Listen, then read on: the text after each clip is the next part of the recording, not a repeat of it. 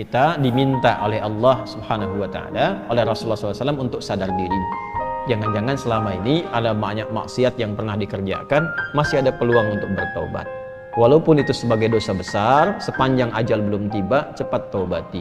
Dekati Allah Subhanahu wa Ta'ala. Jadi nyambung semua dari bacaan sholat subuh tadi. Saya tidak pernah janjian dengan Ustaz Amiruddin untuk imami tadi. Tidak tahu saya. Tahu-tahu yang dibaca surat itu, ayatnya itu nyambung dengan apa yang kita bahas. Jangan bebal dengan taubat, jangan abai sampai hati mati. Ya, kalau sudah hatinya mati susah nanti. Alam ya'ni lil ladzina amanu an takhsha'a qulubuhum li dzikrillah wa ma nazala minal wa la yakunu kal ladzina utul kitaba min fatala 'alaihimul amadu faqasat qulubuhum. Kalau sudah dapat hidayah, kata Allah di surat Al-Hadid, hadid itu besi. Besi sekuat-kuatnya masih bisa lunak. Hati antum itu bukan dari besi, masa nggak bisa lunak?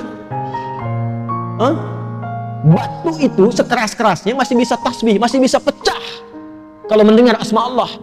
Makanya keluar air. Ada air terjun macam-macam dari batu itu mendengar asma Allah itu pecah itu. Keluar. Ini bab iman ya. Bab iman. Kalau mau ditelusuri pakai akal silahkan. Ya. Silahkan. Kok bisa? Karena keluar air. Siapa yang perjalankan air di situ, Joni? Kok bisa masuk ke situ? Kok bisa keluar? Nah, dibacanya pakai iman, maka turunlah ayat-ayat untuk menyentuh iman. Al-Baqarah 74. Thumma qasat qulubukum min ba'di dzalika fahiya kal hijarati aw ashaddu qaswa wa inna minal hijarati lama yashaqqu fa yakhruju minhu wa inna minha lama yatafajjaru minhu anhar. Batu aja yang keras itu kalau mendengar asma Allah bisa pecah, bahkan bisa mengeluarkan air dan bermanfaat. Antum tuh batu itu, ya kalau kita lihat kerasnya luar biasa, tapi hati kita itu kan bukan dibuat dari batu. Masa batu yang keras saja masih bisa lembut mendengar asma Allah? Hati Anda yang dicipta tidak dari batu, kenapa tidak bisa tersentuh? Ada apa itu? Nah, ternyata maksiat itu bisa membuat hati keras melebihi batu. Waktunya yang paling ideal bertobat diantaranya itu 10 hari pertama bulan Dzulhijjah. Karena pada saat itu rahmat Allah diturunkan, ampun ditebarkan. Ya, kalau ada orang masih belum mampu untuk menyebut asma Allah dan beristighfar di waktu itu, kita doakan. Makanya doakan secara terbuka. Allahumma ighfir ummata Muhammad sallallahu alaihi wasallam. Allahumma arham ummata Muhammad sallallahu alaihi wasallam. Allahumma aslih ummata Muhammad sallallahu alaihi wasallam. Allahumma farrij ummata Muhammad sallallahu alaihi wasallam. 4 ini baca. Biasakan baca. Insyaallah kalau kita biasakan, itu berpeluang besar mendapatkan syafaat di sisi Allah Subhanahu wa Ta'ala. Syafaat. Dari mana taunya? Bukan lu taati itu. Itu ada ilmunya. Ada riwayat yang tersambung sampai di bab Yaumul Hisab. Jadi ada 2 sahabat, 2 orang. Yang satu menzalimi kawannya. Ya, zalimi gitu sampai dihisab di hari kiamat. Yang satu pengen nuntut pada Allah. Yang namanya sahabat itu kan pasti walaupun ada masa-masanya bertengkar, tapi ada kan periode yang baik-baiknya yang dikenang. Makanya Sayyidina Ali bin Abi Thalib radhiyallahu ta'ala anhu pernah mengajarkan, kalau saling menyukai, ini menyukai dalam arti berteman baik ya. Kalau saling menyukai, berteman baik, yang sewajarnya saja. Jangan berlebihan. Nah, sewajarnya ini standar agama.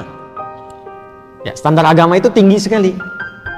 Saling berbagi, saling memperhatikan dalam kebaikan, ya. Nah, sewajarnya itu yang dimaksudkan. Jangan berlebihan. Khawatirnya nanti saat ada kebencian, kembalinya lama. Tapi kalaupun tak suka, jangan berlebihan. Siapa tahu satu masa ada momen pertemuan yang saling mengikat, nanti kenalannya lama. Nah, ini 2 orang ini pernah jadi sahabat, kemudian bermusuhan sampai menuntut di hadapan Allah di hari kiamat. Begitu dituntut itu, apa kata Allah? Ditampakkanlah keindahan surga untuknya. Begitu ditampakkan, bertanya, ya Rabb, untuk siapa surga ini? Maka dijawab, maukah aku tawarkan? Ya, satu hal yang bisa mendapatkan keindahan di surga ini. Mau ya Allah, maafkan dia dan cepat gandeng tangannya masuk ke dalam. Maafkan dia dan cepat gandeng tangannya masuk ke dalam. Maka ternyata amal soleh yang kita kerjakan itu untuk mengharapkan ridha Allah Subhanahu wa Ta'ala, itu berkenan diterima oleh Allah Subhanahu wa Ta'ala sampai bisa diizinkan oleh Allah untuk menggandeng sahabat-sahabatnya yang bermasa hidup dengan dia dalam kehidupan di dunia. Itu gambarannya. Dan itu nanti termasuk bagian dari ayat-ayat Quran yang di Quran surah ketiga Ali Imran ayat 133 sampai 134. Wasari'u ila maghfiratin min rabbikum wa jannatin 'arduha as-samawati wal ardu 'iddat lil muttaqin. Siapa orang yang berpeluang mendapatkan surga seluas langit dan bumi itu? Alladzina yunfiquna fis sarra'i wal dharra wal kadhimina ghaidha wal 'afina 'anil nas wallahu yuhibbul muhsinin.